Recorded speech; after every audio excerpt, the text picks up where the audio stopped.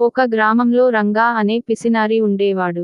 అతను తాతల కాలంనాటి పాత గుడిసెలో నివాసం ఉండేవాడు. అది ఎండకు ఎండి, వానకు తడిసి పూర్తిగా పాడైపోయినది. అయినా రంగా ఆ గుడిసెను బాగు చేయించలేదు, ఎందుకంటే డబ్బు ఖర్చు అవుతుంది అని భయం. కొద్ది రోజులకు వానాకాలం వచ్చింది. బాగా వానలు పడుతున్నాయి. వానలకు గుడిసె మొత్తం కురుస్తుంది. రంగా ఒక మూలన తడుచుకుంటూ గజగజ వణుకుతూ నిలబడ్డాడు. పొరిగింటి వాడైన సోను ఏదో పని మీద బయటకు వెళుతుండగా వర్షానికి తడిచి గజగజ వణుకుతున్న రంగా కనిపించాడు. రంగా, ఎందుకు ఇంత బాధపడుతున్నావు? గుడిసెను బాగు చేయించుకోవచ్చు కదా అన్నాడు సోము. నేను అలాగే చేయించుకోవాలి అనుకుంటున్నాను, కానీ ఈ వానల్లో పని ఎలా జరుగుతుంది?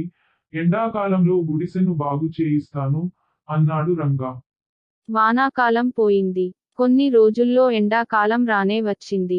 ఊరిలోని వారందరూ ఎవరి పనులు వారు చేసుకుంటున్నారు. ఒకరోజు సోము పొలానికి రంగా గుడిసె ముందు నుండి వెళుతుండగా వానాకాలంలో జరిగిన విషయం గుర్తుకు వచ్చి, రంగా, గుడిసెను ఎప్పుడు బాగు చేపిస్తున్నావు? ఎండాకాలం వచ్చింది కదా అన్నాడు. సోము, ఎండాకాలం ఇల్లు ఎలా ఉన్నా ఒకటే నాకు, ఎందుకంటే పగలు పొలం పనుల్లో ఉంటాను, రాత్రికి వాకిట్లో పాడుకుంటాను. ఈ మాత్రం దానికి డబ్బులు వృధా చేయడం ఎందుకు అన్నాడు రంగా. రంగా మాటలకు సోము ఆశ్చర్యపోయి, వానాకాలం వానలు, ఎండాకాలం అవసరం లేదు అంటావు?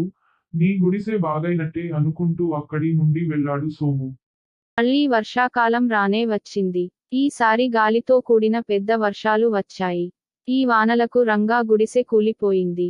రంగా గుడిసె కింద పడిపోయింది. పాపం రంగా తిని తినక, కూడబెట్టిన సొమ్ము పరుల పాలైంది. అందుకే పెద్దలంటారు, లోబికి అత్యాశ